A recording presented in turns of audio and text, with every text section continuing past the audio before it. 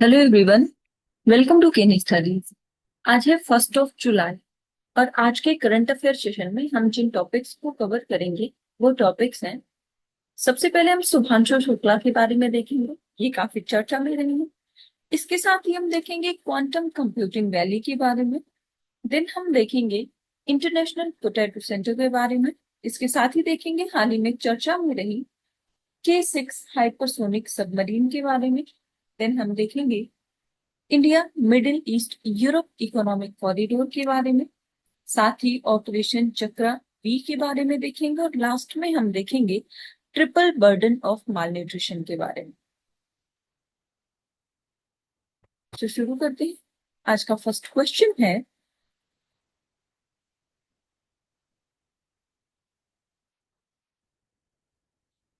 India creates space history as Shubhanshu Shukla becomes first Indian to set foot on ISS। So Shubhanshu Shukla hails from which place.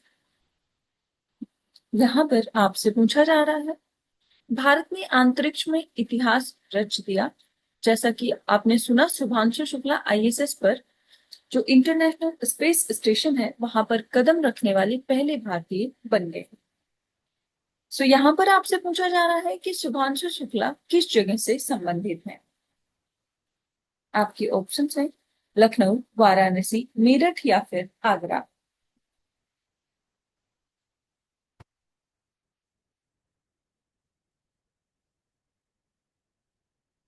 और इस question में आपका correct option हो जाएगा option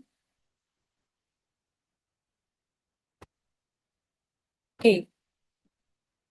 so ये है लखनऊ। देख सकते हैं, India created history as IAF Group Captain Subhanshu Shukla flew to space aboard SpaceX Dragon spacecraft under the Axiom 4 mission. The spacecraft docked with the International Space Station, and Shukla is the second Indian in space after Rakesh Sharma, a gap of 41 years, and Shukla is born in Lucknow, Uttar Pradesh. So, Axiom 4 crew includes astronauts from US, India, Poland, and Hungary. And mission duration is 14-day scientific expedition in low Earth orbit. And it is docked with Harmony modules space-facing port on the International Space Station. So, experiments focus on space nutrition and food sustainability using edible microalgae, and the research is supported by ISRO, DBT, and NASA. So, its goal is to understand microgravity and space radiation impacts and enable long duration space travel with sustainable life support systems. बढ़ते हैं next question की ओर।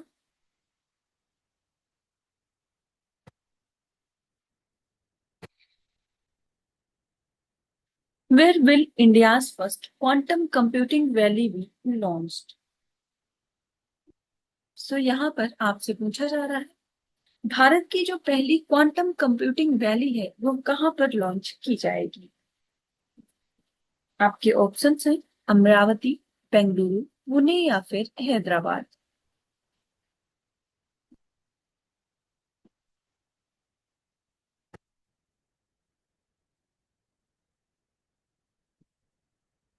और इस question में आपका correct option हो जाएगा option A. सो ये लॉन्च किया जाएगा अमरावती में। आप देख सकते हैं, India's first quantum computing valley will be launched in Amravati, Andhra Pradesh by January 2026. So it aims to employ lakhs of professionals promoting research, innovation, and industrial growth. And the park will be accessible to states, government bodies, and institutions across India. So the main goal is to make quantum technology benefit human society, and the initiative is aligned with the National Quantum Mission. और ये जो quantum computing valley है इसका focus area होगा productivity enhancement and wealth creation through quantum technologies. So the National Quantum Mission was approved in 2023, covering the period from 2023-24 to 2030 and 31. सो आप ध्यान रखेंगे, India का पहला जो क्वांटम कंप्यूटिंग वैली होगा वो लॉन्च किया जाएगा अमरावती, आंध्र प्रदेश में। बढ़ते हैं नेक्स्ट क्वेश्चन की ओर।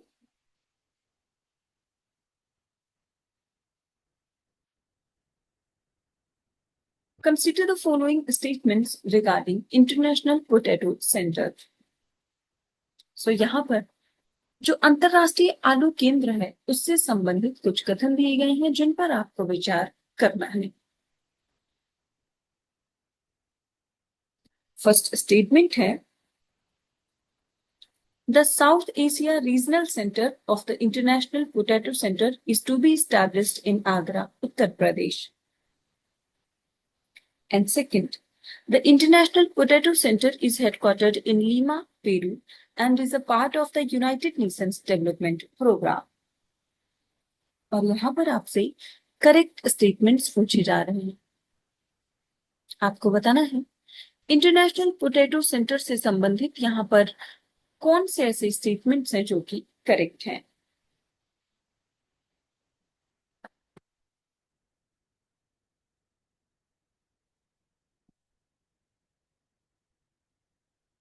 जिस क्वेश्चन में आपका करेक्ट ऑप्शन हो जाएगा ऑप्शन ए। सो यहाँ पर आपका फर्स्ट स्टेटमेंट करेक्ट है जबकि सेकंड इनकरेक्ट है। आप देख सकते हैं। So the Union Cabinet has approved the establishment of the South Asia Regional Center of the International Potato Center at Agra, Uttar Pradesh. So the CSARC is indeed being set up in Agra as per the recent cabinet approval, while CIP is headquartered in Lima, Peru, and it is part of the CGIAR Global Research Partnership, not United Nations Development Program. So CIP focuses on potato, sweet potato, and Andean root crops, enhancing climate resilience and nutrition security. So India ranks second globally in both potato production and consumption. तो आप ध्यान रखेंगे international potato centre का जो south Asian regional centre बनेगा वो बनेगा आगरा, उत्तर प्रदेश में। बढ़ते हैं नेक्स्ट क्वेश्चन की ओर।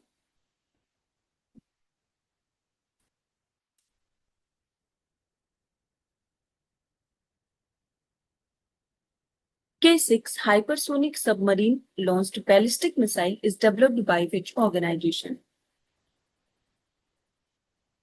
यहां पर आपसे पूछा जा रहा है K6 पनडुब्बी से जो प्रक्षेपित बैलिस्टिक मिसाइल है ये किस संगठन के द्वारा विकसित की गई है।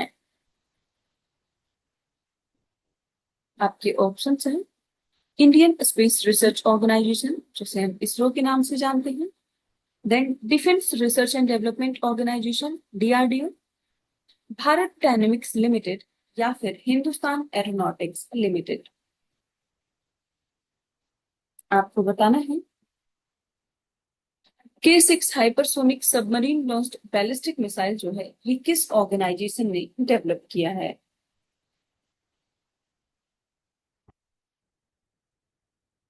और इस क्वेश्चन में आपका करेक्ट ऑप्शन हो जाएगा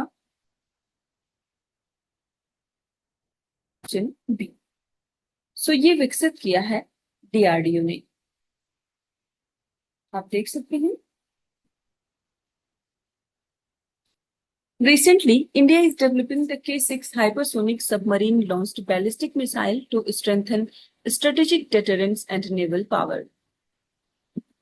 So, it is being developed by the Defense Research and Development Organization's Advanced Naval Systems Laboratory in Hyderabad. The K6 will be deployed on advanced S5 class SSBNS of Indian Navy larger than Arihant class.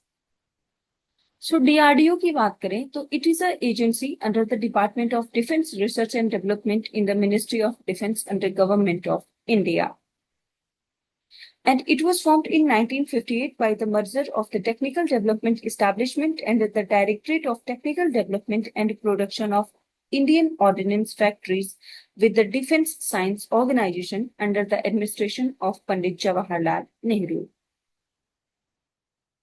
आप ध्यान रखेंगे DRDO का headquarter है new Delhi में और वर्तमान समय में इसके चेयरमैन हैं Sameer V Kamat.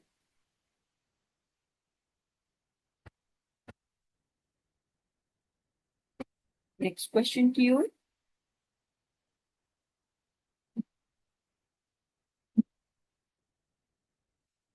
Consider the following statements regarding the India Middle East Europe Economic Corridor. So यहाँ पर भारत मध्य पूर्व यूरोप आर्थिक गलियारे से संबंधित कुछ कथन दिए गए हैं जिस पर आपको विचार करना है. फर्स्ट स्टेटमेंट है The IMEC was jointly announced by India, the European Union and all member countries of the Gulf Cooperation Council during the 2023 G20 summit in New Delhi. And second, the corridor consists of two segments, the Eastern Corridor connecting India to Arabian Gulf and the Northern Corridor connecting the Gulf to Europe. और यहाँ पर आपसे correct statements पूछे जा रहे हैं. आपको बताना है India middle east Europe economic corridor से संबंधित यहाँ पर कौन से ऐसे स्टेटमेंट्स हैं जो कि करेक्ट हैं.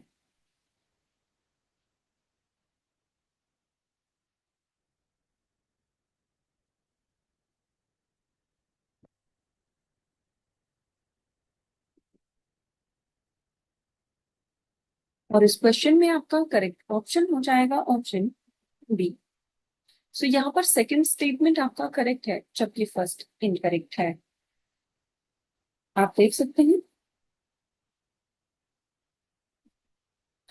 So the India middle east Europe economic corridor जो है it was announced during the 2023 G20 summit in new Delhi but not all gulf council countries are part of this initiative. So the 7 signatories of the MOU include India, US, Saudi Arab, UAE, France, Germany, and Italy, not all Gulf Cooperation Council members. So the corridor is indeed divided into two segments. First है Eastern Corridor connecting India to the Arabian Gulf and the Northern Corridor connecting the Arabian Gulf to Europe through rail links and maritime transport, including connections via Haifa port on the Mediterranean. So IMEEC जो है ये एक planned economic corridor है that aims to booster economic development by fostering connectivity and economic integration between the Asia, Persian Gulf and Europe.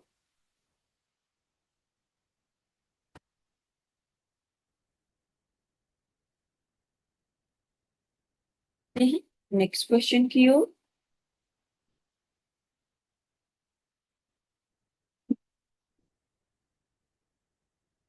Operation Chakra V launched in 2024 primarily aims to address which of the following threats. So यहाँ पर आपसे पूछा जा रहा है 2024 में शुरू किए जाने वाला जो ऑपरेशन चक्र वी है इसका मुख्य उद्देश्य निम्नलिखित में से किस खतरे से निपटना है. आपकी ऑप्शंस हैं cyber enabled financial frauds and digital scams. Second cross border terrorism. Third drug trafficking across south Asia या फिर counterfeit currency circulation through the dark net.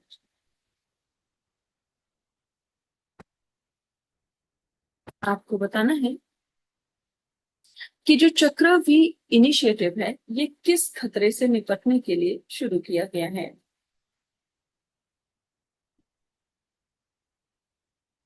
और इस क्वेश्चन में आपका करेक्ट ऑप्शन हो जाएगा option A. So cyber enabled financial frauds and digital scams. आप देख सकते हैं Operation Chakra V is a cybercrime crackdown operation launched by the Central Bureau of Investigation in India in 2024.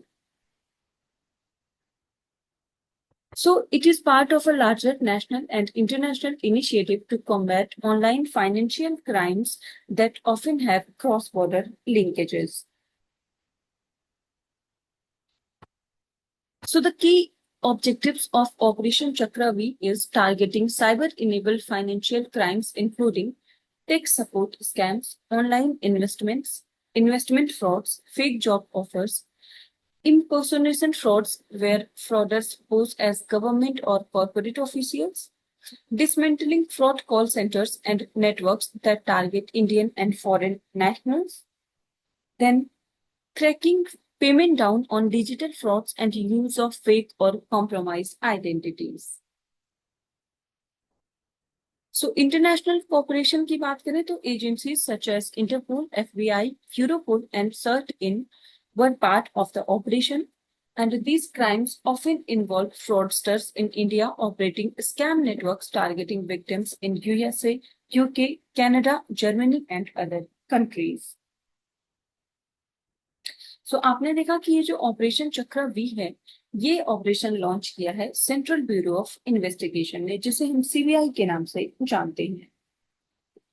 So CBI is a domestic crime investigating agency of India and it operates under the jurisdiction of the Ministry of Personal Public Grievances and Pensions. इसको form किया गया था 1963 में. आप ध्यान रखेंगे इसका headquarter new Delhi में है और वर्तमान समय में इसके जो डायरेक्टर हैं वो है प्रवीण सूद.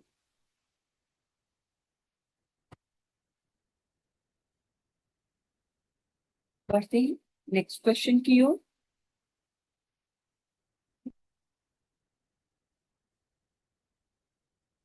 Which of the following best explains the term triple burden of malnutrition in the Indian context? So यहाँ पर आपसे पूछा जा रहा है कि निम्नलिखित में से कौन सा कथन भारतीय संदर्भ में कुपोषण का तिहरा बोझ शब्द को सर्वोत्तम रूप से प्रदर्शित करता है. फर्स्ट ऑप्शन है the simultaneous presence of stunting, underweight and wasting among children. Second, the coexistence of undernutrition, micronutrient deficiencies and overweight or obesity in the population. Third, the presence of malnutrition among women, children and the elderly. And fourth, the combination of low birth weight, poor maternal nutrition and anemia. So, आपको बताना है ये जो term है triple burden of malnutrition, ये इनमें से किस ऑप्शन को सबसे अच्छे तरीके से एक्सप्लेन कर रहा है.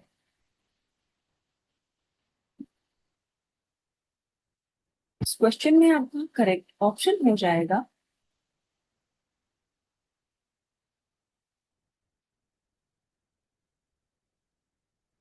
Option B. So the coexistence of undernutrition, micronutrient deficiencies and overweight or obesity in the population, इसको कहा जाता है ट्रिपल बर्डन ऑफ मालन्यूट्रिशन. आप देख सकते हैं The triple burden of malnutrition refers to the coexistence of undernutrition, overnutrition, and micronutrient deficiencies within individuals, households, or populations. So this phenomena is a significant public health challenge, particularly in low and middle income countries, where it can impact individuals across the life. So अगर हम cause देखें कि triple burden के causes क्या हैं, तो उनमें first है poverty and inequality, like limited access to nutritious and affordable food. Second one is poor dietary choices, like lack of awareness about healthy eating and reliance on cheap processed foods. Third one is food systems and supply chains. So it focuses on producing and distributing high calorie, low nutrient foods. Then there is urbanization and globalization. So it means shifting dietary patterns and increased consumption of processed foods. And then there is climate change and conflicts like disruptions of food production and distribution. So ये कुछ important cause हैं triple burden के.